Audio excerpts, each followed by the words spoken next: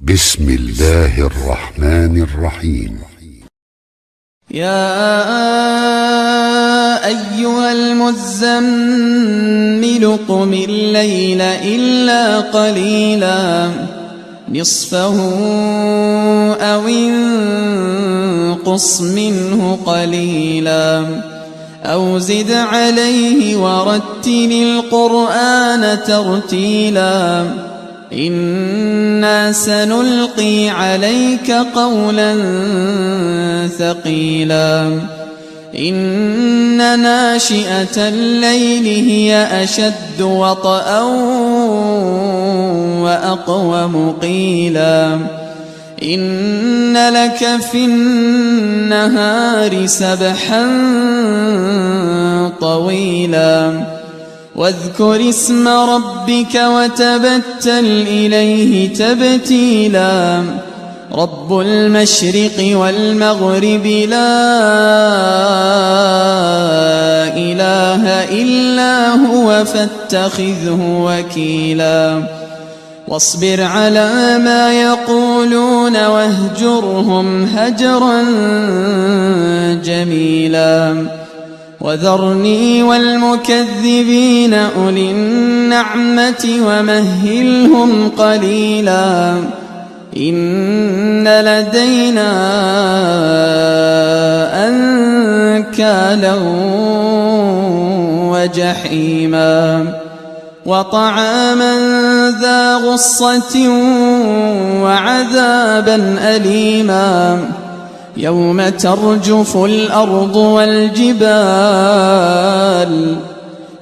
ترجف الأرض والجبال وكانت الجبال كثيبا مهيلا إنا أرسلنا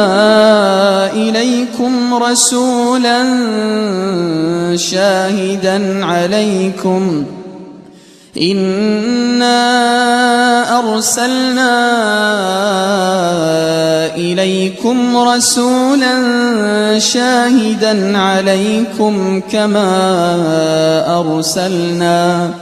كما أرسلنا إلى فرعون رسولا فعصى فرعون الرسول فأخذناه أخذا وبيلا فكيف تتقون إن كفرتم يوما يجعل الولدان شيبا السماء منفطر به كان وعده مفعولا إن هذه تذكرة فمن شاء اتخذ إلى ربه سبيلا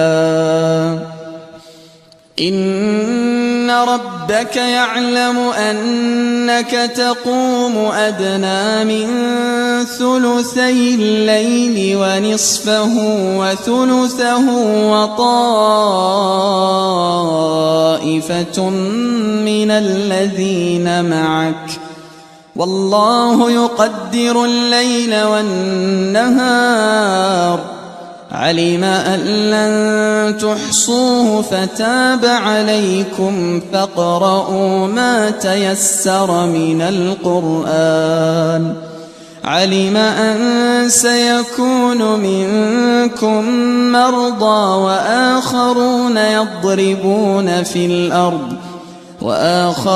يضربون في الأرض يبتغون من فضل الله وآخرون يقاتلون في سبيل الله فاقرؤوا ما تيسر منه وأقيموا الصلاة وآتوا الزكاة وأقرضوا الله قرضا حسنا وما تقدموا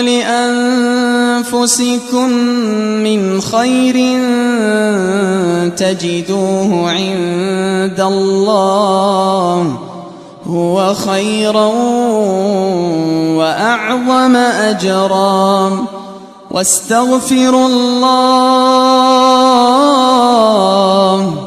واستغفروا الله إن الله غفور رحيم.